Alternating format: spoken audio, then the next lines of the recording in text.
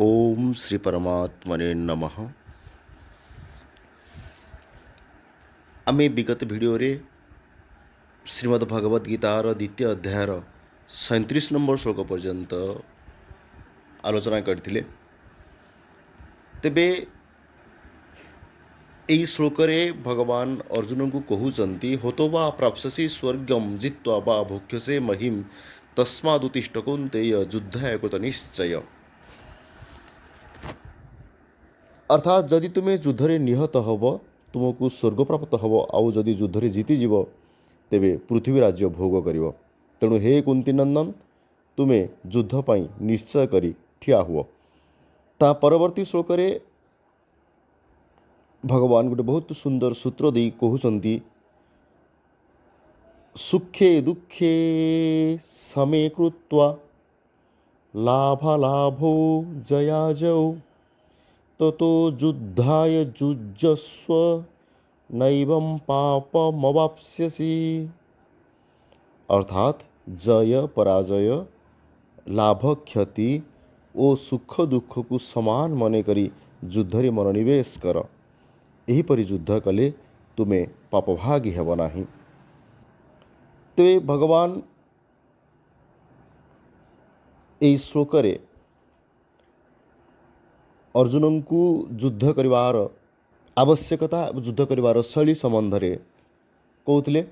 वर्तमान आगु कहउचंती एषा ते भीता सांख्ये बुद्धिर्योगे त्विमां शृणु बुद्ध्या युक्तो जया पार्थ कर्मबंधम प्रहास्यसि। हे पार्थ जो समबुद्धि युक्त हुई तुम्हें कर्मबंधन त्याग करदेव से समबुद्धि तुम पाई प्रथमे सांख्य जोगरे कहगला एवं तुम्हें यह कर्मयोग प्रसंग शुण। नेहाभिक्रमणासोस्ति प्रत्यवायो न विद्यते स्वल्पमप्यस्य धर्मस्य त्रायते महतो भयात्। मनुष्य लोकरे यही समबुद्धि रूपक धर्म आरंभ होईगले सही आरंभर विनाश हुए नहीं, यार विपरीत फल मध्य हुए नहीं एवं यार स्वल्प अनुष्ठान मध्य जन्म मृत्यु रूपक महाभयरु रक्षा करे।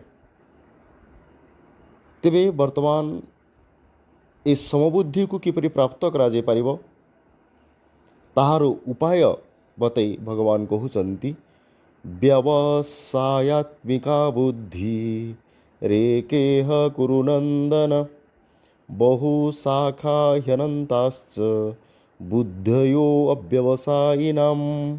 हे कुरुनंदन ए समबुद्धि प्राप्ति विषय व्यवसायत्मक बुद्धि बा निश्चयात्मक बुद्धि एक ही होई थाए।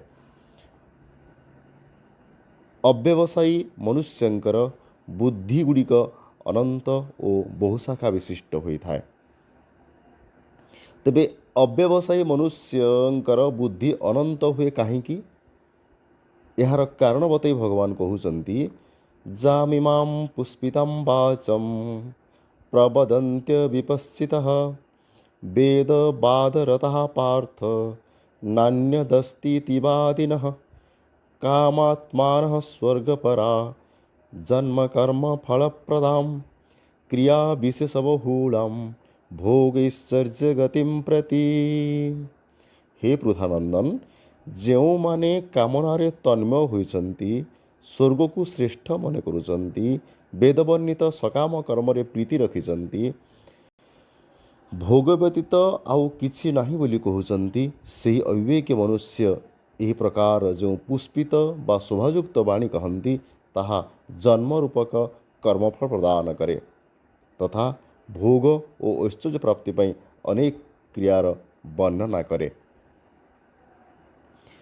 भोगैश्चर्य प्रसक्तानां तयापहृतचेतसां व्यवसायत्मिका बुद्धि समाधौ न विधीयते। सही पुष्पित वाणी द्वारा जहाँकर अंतकरण अपहृत हो जाइछि अर्थात भोग आड़ को आकर्षित हो जाइछि एवं जो माने भोग और ऐश्वर्य अत्यंत आसक्त सही मनुष्य मानकर परमात्मा प्रति एकनिश्चात्मिका बुद्धि हुए नहीं। तेबे कौन सी कथा को परिपुष्ट करने को हेले प्रथमे दुई पक्ष को सम्मुख में रखी तापरे परिपुष्ट करा जाए। एठारे भगवान निष्काम भाव को परिपुष्ट करने को चाहूँगी। तेणु पूर्व श्लोक गुड़िकर सकामी पुरुषंकर वर्णना करी एबे एठारे निष्काम हवा को प्रेरणा दौरान भगवान कहते त्रिगुण्य विषया वेदा निस्त्रिगुण्यो भवार्जुन निर्द्वंदो नित्यसत्वस्थो निर्जोगक्षेमात्मवान। वेद समूह तीन गुणर कार्य को ही वर्णना करती। हे अर्जुन, तुम्हें त्रिगुणातीत हो जाओ, राग द्वेषादि द्वंद्वरु रहित हो जाओ, निरंतर नित्य सत्व परमात्मा ठारे स्थित हो जाओ, जोगक्षेमर अभिलाष मध्य रख नहीं एवं परमात्मा परायण हो जाओ। तेबे तीन गुणरु रहित और निर्द्वंद हो गले कौन लाभ हुए? भगवान कहते जावनर्थ उदपाने सर्वतः संप्लुतोदके तावान् सर्वेषु वेदेषु ब्राह्मणस्य बीजानतः। सब दिगरु परिपूर्ण महान जलाशय को पाइबा परे छोट गाड़ियार जल मनुष्यर जेतिकी प्रयोजन पड़े अर्थात कौन प्रयोजन रहे नहीं। वेद और शास्त्र मान तत्व जानुवा ब्रह्मज्ञानी समस्त वेदरे सेतिकी प्रयोजन अर्थात कौन प्रयोजन रहे नाही।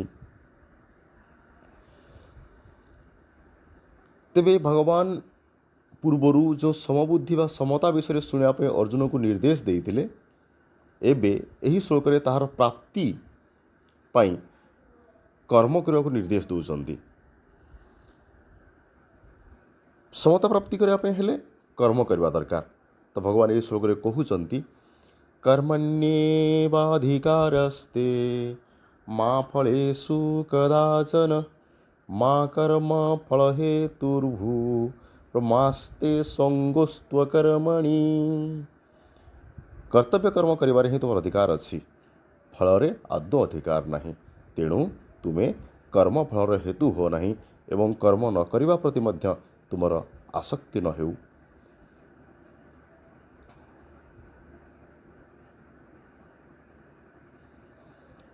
तेबे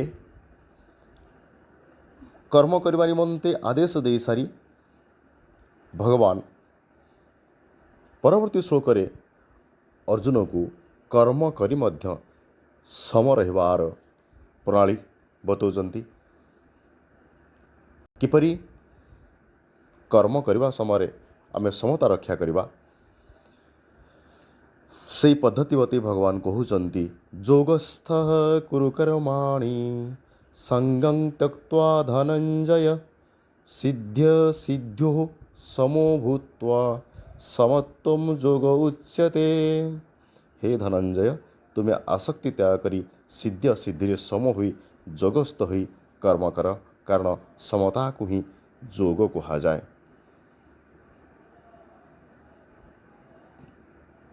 तेबे आजिर अध्याय आमे एतिक आलोचना करबा।